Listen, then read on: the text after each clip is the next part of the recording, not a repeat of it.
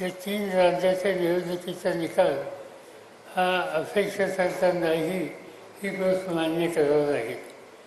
पण याचा अर्थ उद्याच्या निवडणुकीला आम्हा सगळ्यांना अडचणी आहेत अशी स्थिती नाही.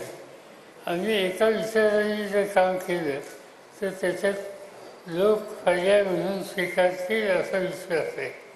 आज खऱ्या अर्थानं काय गरज आहे, आज हे आम्ही इंडियामध्ये जे एकत्र आहोत आम्ही एकत्र निवडणुकीला सामोरं जाणं याची आवश्यकता आहे.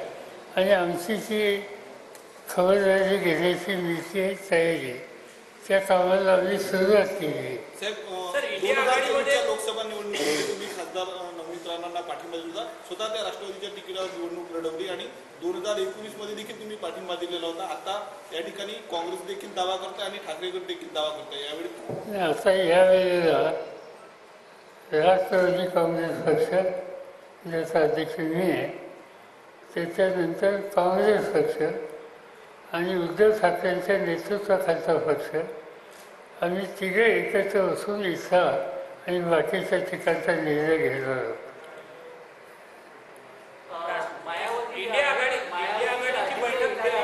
इंडिया आघाडीची बैठक सुरू आहे, त्यामध्ये प्रकाश आंबेडकरांना अजूनही समावेश त्यांचा झालेला नाही. त्यांच्या ह्याच्यात त्यांनी जागा अलायन्स पण केल्या, त्यांच्या जागा ज्या आहेत त्याचा अलायन्स नेमकं कधी होईल हे संपूर्ण समीकरण माहिती नाही. काही इंडिया आघाडीची जी बैठक झाली ते माझ्या शेजारी खरगे होते.